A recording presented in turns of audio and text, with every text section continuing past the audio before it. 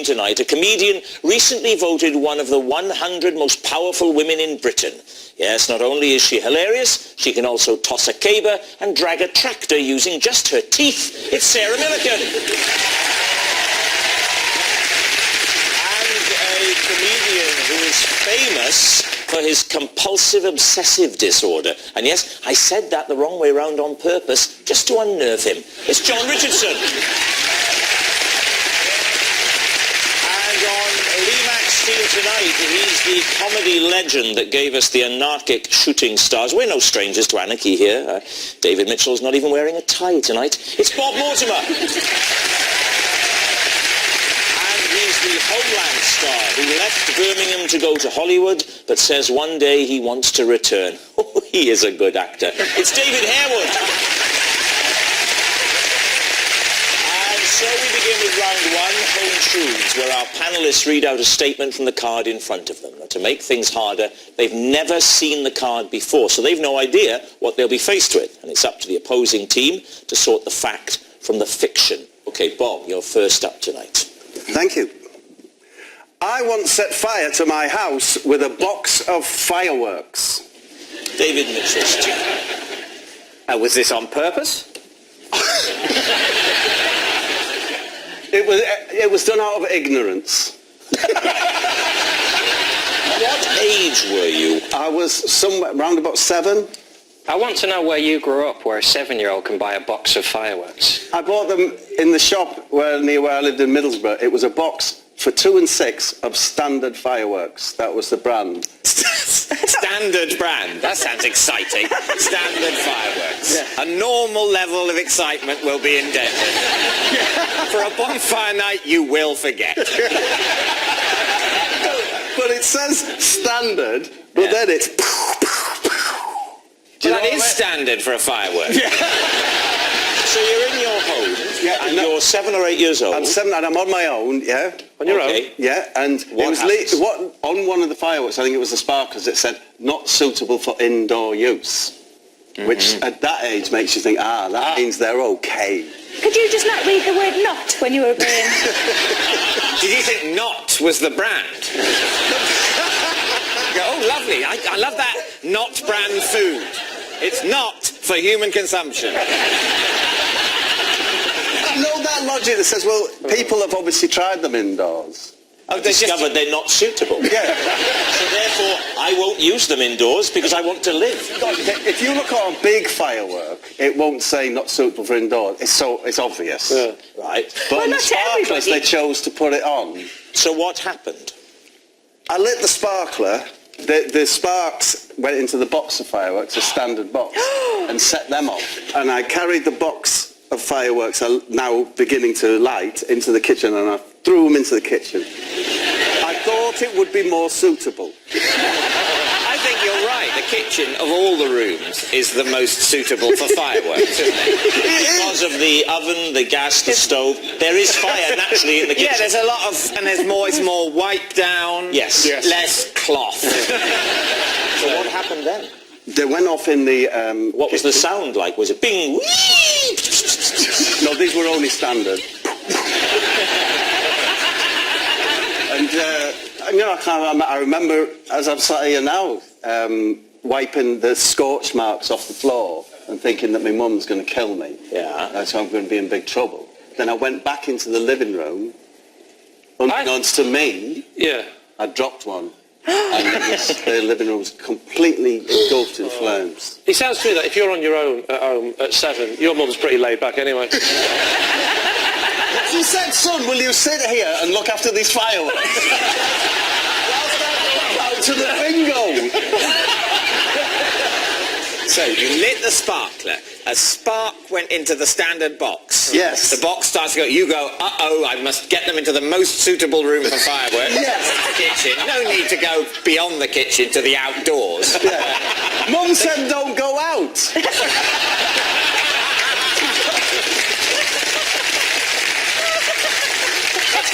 It's good to know there was at least one rule in your house. What time of day did all this happen? This happened mid-afternoon. Oh dear, so you didn't really get the benefit of that. Right fire out. I went to next door where Miss Best lived, She was, bless her, she was about 80. And I knocked on their door and said, my house is on fire. And she said, do you know, I thought it was. So what happened then? She called the fire brigade. They fired their water hoses throughout the house. Yes. Ruining it. Even the rooms where there's no It's not ruining it. Yeah. You do know that before they put out fires, it's already ruined, don't you? Lee. You're making this house all wet. It was lovely and warm before. And it's the water damage that knackers the house. Is it? Not the fire? Not the fire. If they would use their boots to put it out. Honestly, the entire house, that's it. I was in a family of 4 children, and we were homeless. Come on, keep it light. No, I'm just saying. Where were all the other kids while you were alone with the fire? Why did you take 3 They were children looking out and after leave you? fireworks in other people's houses. So when you say you were homeless, how much of the house did the inferno claim? It's gone. Entire That's what, house the gone. whole house gone. The whole house Whole burned house down. burnt down. So how much did you leave in the living room? The fireworks in the kitchen have only caused a few scorches. Yeah. What did you leave in the living room? And now, don't you feel stupid for saying standard fireworks? I tell Not you, really. well, I think you were stupid. They light a sparkler indoors. If you don't know what you dropped in the living room, is there a chance that it's just a coincidence? No, it could be. That it might not have been your fault? That's what I said to the press. Your fault? Press? What press? Who did you speak to? Local press. Because they came to the house while it was burning? Yeah, you know, they're their hats on, trilbies, sniffing around. With those little bits of paper in the notebook? Yeah. Were they called things like Scoop McLean? I believe he was called Ron Waffle. Sorry, Ron Waffle. It was either him, and the other ace reporter on the Gazette was John Caramel. It was one of them two. Caramel and Waffle. Honestly. The question is whether you think Bob has been telling the truth. Well, I thought it seemed very plausible until we heard about caramel and waffle. I think he thinks he's telling the truth, but I think what's happened at some point, he's seen a film in which this has happened. He saw backdrop. And is now convinced that it happened to him. I think it's a lie. Sarah. I was going to say I want it to be true, but that sounds really horrible. I think it might be true. Well, I think it's true. I think it's true. So you're going to go for true? Yeah. Okay, Bob, were you telling the truth or were you telling a lie? I was telling the truth.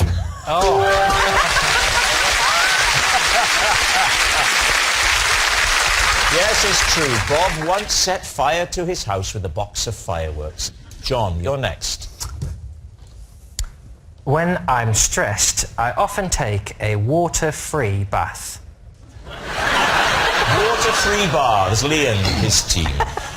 Do you get undressed? No. Do you just sit in the bath? Well, I lie in the bath. Oh, of course, because you want to get the imaginary water all over your body, don't you? Do you imagine there's water in the bath, or does your mind accept it's not there? No, you know it's not there. I'm not an idiot. I know it's not there. Do you have a hovering duck? How long do you spend in this position? It depends on how stressed I am. If I'm very stressed, I'll be in there a long time. If I'm only a little bit stressed, I'll pop in and I'll pop out again. But what's the benefits? I don't see what is stress relieving. Well, a bath is stress relieving, isn't it? But then it's quite a faff, isn't it? Running the water, taking your clothes off, then you're wet. You can't go out when you're wet, so you've got to dry yourself. Then you've got to put your clothes back on. Well, if why you just get in without all that faff, you get all the joy of a bath and none of the fuss. You're from the north, I bet you've got just an imaginary flannel. You said that like you're not from the north. I'm not... If you say that, I've completely converted now. Have you told your accent? Are you always alone?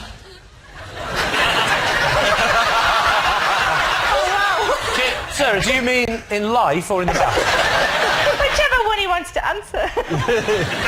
You always should be in the bath alone. I think we'll all agree. John, do you do any bath-related things when you're in the non-bath, or do you just shut your eyes and lie there? Sometimes I'll put my dressing gown on over me or a big towel. Over your clothes? Over your clothes? over me. I'll get in the into bath. the bath. in the bath. Oh, right. Now suddenly got a bit more disturbing. It's a cafe. It's stress relief, isn't it? I don't just sit there, like, in the bath, like, you know, I don't smoke. But You can have an imaginary cigarette if you're having an imaginary bath. It's fine. So what are you thinking, Lee? Does this smack of the truth? What do we think, David? I think it's total nonsense. Do you? Yeah. Putting the thing over your head, I think it would add to the stress as opposed to relieving it. I'm going for a lie. You're going for a lie. I'm going for a lie. Going for a lie in his bath, fully clothed. Actually, come to think, a fart's not going to be half the fun in this non-bath, is it? So we're going to say lie. Lie. My team say lie, so I have to go with them and say You're all lie. saying it's a lie. OK, John Richardson, were you just telling us the truth, or were you telling a lie? it was, sadly, true. Oh, no. Let's end the show there. Let's end the show there. We'll have a quick chat with John. We'll bring on Jeremy Kyle and we'll just end it there. Yes, it's true. When John is stressed, he has a water-free bath. Our next round is called This Is My, where we bring on a mystery guest who has a close connection to one of our panellists. Now, this week, each of Lee's team will claim it's them that has the genuine connection to the guest, and it's up to David's team to spot who's telling the truth. So please welcome this week's special guest, Keith.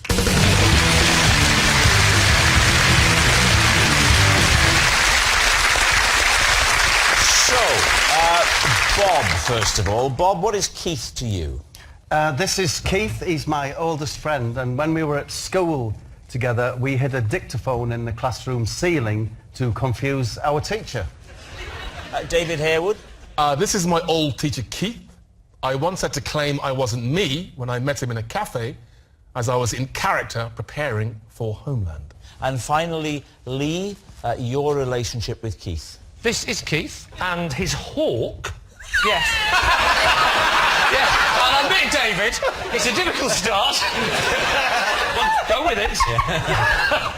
This is Keith. And his hawk was supposed to land on my arm at a village fete, but instead stole the wig from the man next to me and flew off into a tree. So there we are. It's Bob's classroom prankster, it's David's blanked buddy, or it's Lee's hawk handler. David's team, where do you start? So, yes, David, he was a teacher at your school. Very briefly. What, a whole lesson? I mean, I don't know if... I mean, I would see him. But he didn't teach you? No, not teach He was me. someone who hung around a school. He was... Charitably, you assumed he was a teacher. But if he was at the school a short period of time, how did you even recognise him in the cafe? Oh, I knew it was him. He walked into the cafe and he said, "Hi, David," and basically I blanked him. It was literally the month before I went to America when I was doing Homeland, and I'd just been to see my dialect coach. He basically said I have to stay in my American voice. So Could you not have explained that to him in your American voice? I'm I- sorry, buddy, but I'm doing a wall here. I don't think it was ever as good as that, John, to be fair. I basically just had to say I don't know what you're talking about.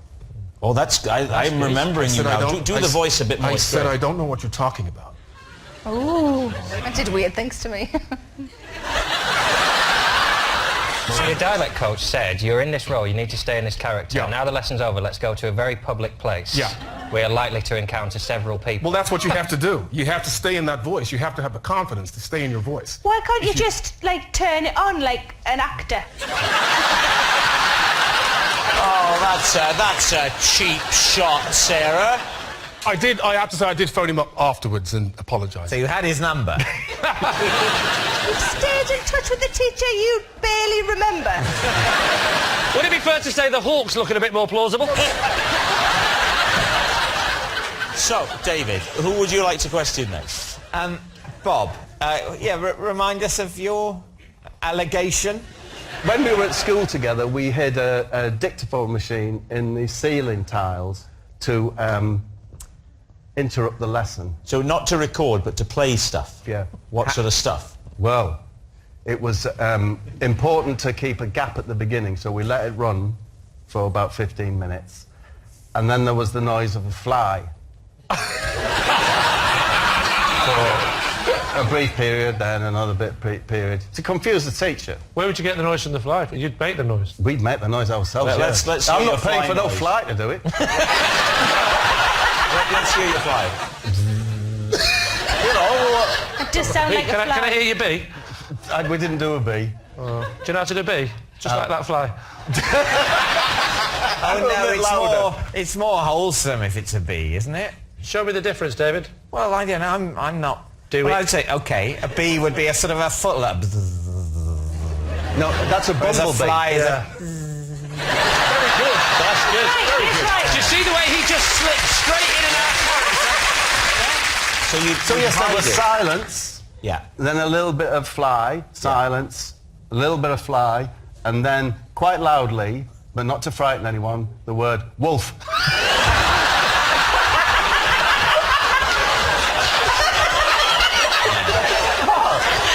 Then more silence. Yeah. Bit more silence. Then Yeah. Speedway Stadium. Speedway Stadium. Do you know, the idea was just to say kind of random things. He was a really nice teacher called Bill Whitlingham. How did Bill Whitlingham react to these random sounds? Well, Mr. Whitlingham left the room and said, "Can you sort this out by the time I've gone back? Can you sort whatever it is that's going on?" And there was a cupboard in the corner where, interestingly, it had like exercise books in it, pens and that, but it also had, in a little cage, a hand lion, which is a robotic, it's a battery-operated thing. Are you just saying any word to come into your head? In any order? It's a hand lion, and if A hand lion. It's a robotic, animatronic hand lion, yeah? And if you'd been particularly good, he would put it on your hand and set it to lick it. If you'd been particularly... Was this like a clockwork lion? No, it was remote control. It was remote control. Remote control. He had the controller in his desk, and he said, "You've the been actual such a hand good boy. lion- Get out the hand lion, and you'll get a lick." And if you'd been bad, you put him on your hand and strike. He'd strike at your hand. So the hand lion had two settings. It could lick or it could strike. Yes, good boy, bad boy. Right. Very Good boy, sensible. bad boy. Now, the only problem with it, of course, was... What, this story? It would... The only problem was, of course, if the batteries got low, it would get constipated. No, anyway, but in this cupboard, so we got up on the cupboard. You climb onto the cupboard that Yes. the hand lion is housed in. Probably asleep. Right, you reach up onto the ceiling tile, Take out the dictaphone. switch it off. Yep. Mr. Whitlingham Yes. comes back in. Yes. What happens? He's nervously awaiting another, edict from above. Yeah. Doesn't come, we carry on with the lesson. British government and politics it was. There was a what was lesson called British Government and Politics? Yeah. Whole year on that? 2 years, it was A-level. For these sixth formers, Yes. a hand lion. A hand lion that can either lick or strike was what was used to express praise or the opposite to these 17 or 18-year-old students. And it was very effective. All right, would you like to move on to the final claim? So, Lee, tell the story about Keith. I was at Village Fete, and Why were you at a village fete? I was helping out. What village? Thames Ditton. Why were you helping out at Thames Ditton Fete? Because I don't live too far away from there, and they asked me to help out, and I did a few little things, like I did a bit of tombola, a bit of announcing. Then I went over to judge the pig racing. The usual things you do at a fete, you know. The pig racing? Yeah. I don't know why I judged it, because surely first past the post, but... Well, no, I was doing case of a dead heat.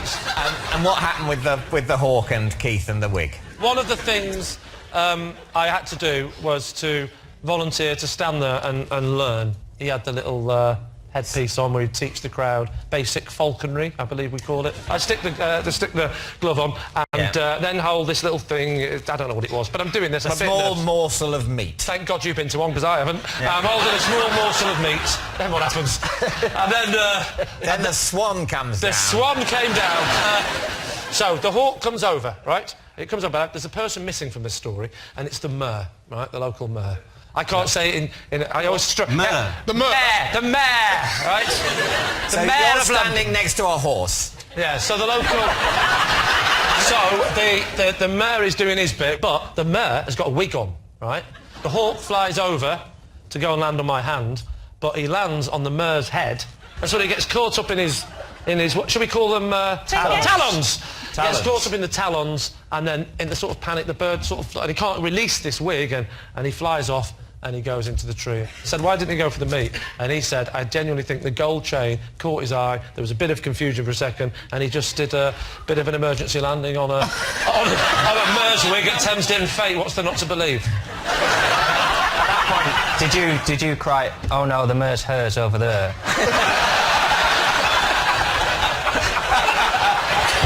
All right, so David's team is Keith, Bob's classroom prankster, David's blanked buddy, or Lee's hawk handler. I was believing Bob until the fact that he was 18 and the hand lion. I'm leaning towards David. I think I'm leaning towards David. I think it's Bob, and I think he panicked because he knew we were onto him, so he went on a ridiculous riff about a hand lion to throw us off the scent. I'll go Bob, but I've been wrong before. Tara? I'm going to go David. We'll go David. You're saying David. Keith, please reveal your true identity. My name's Keith, and Bob and I recorded voices and hid the dictaphone in the ceiling.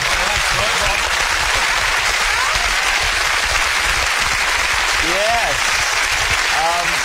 Keith is Bob's classroom prankster. I would never have believed all that stuff about a hand line was completely true. Thanks very much, Keith. Thank you. Which brings us to our final round, Quickfire Live. We start with...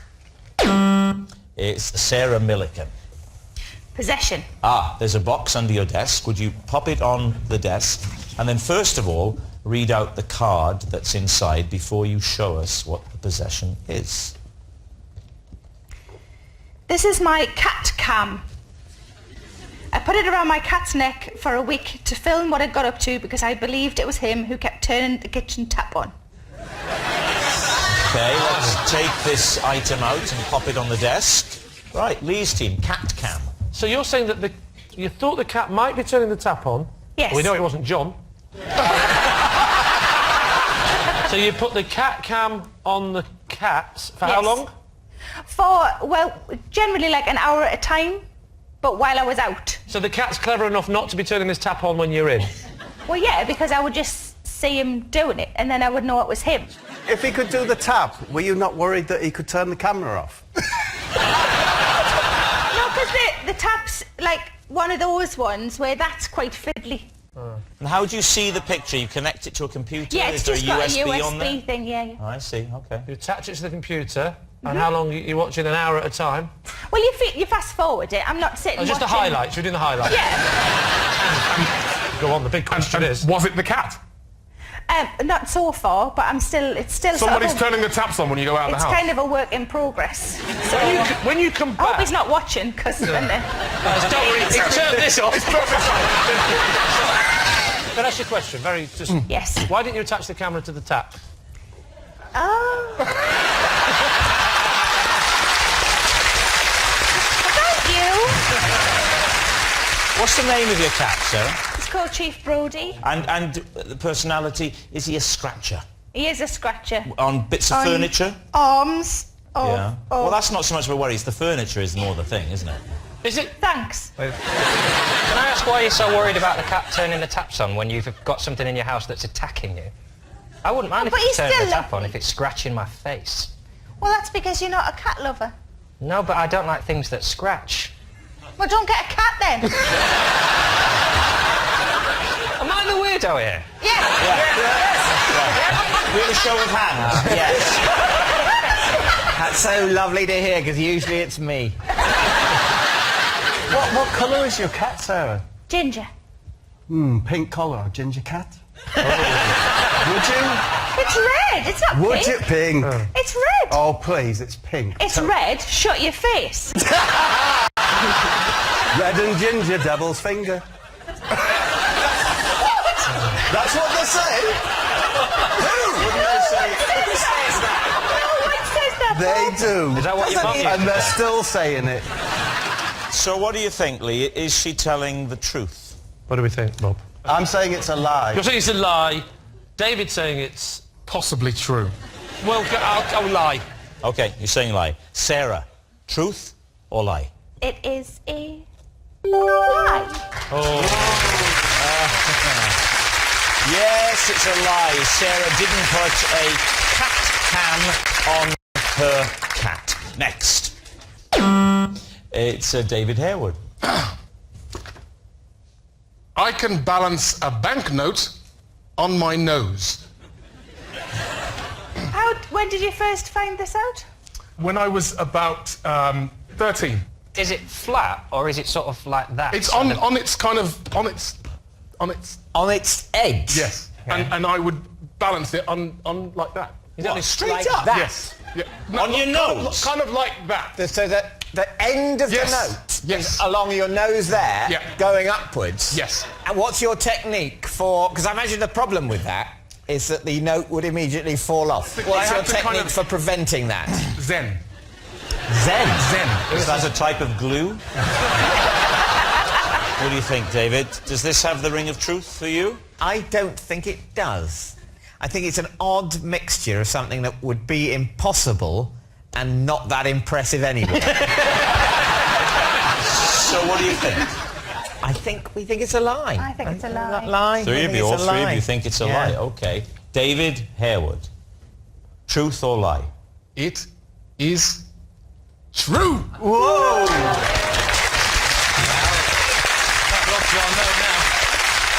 Yes, it's true. Whoa. You pulled that out at just the right time for us. Cheers, mate. I have to stand up for this. All right, please do. Here we go. Take your time, milk it.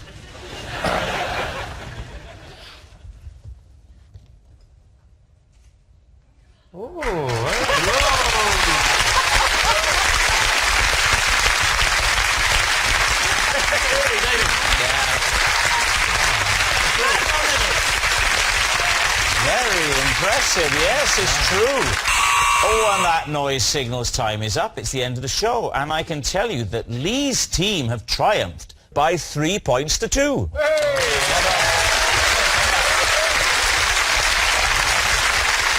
But of course, it's not just a team game. And my individual liar of the week this week is Bob Mortimer. Yes, Bob Mortimer. If you were looking for an effortless liar, then Bob's your uncle. At least he says he's your uncle. He's probably lying about that too. Good night.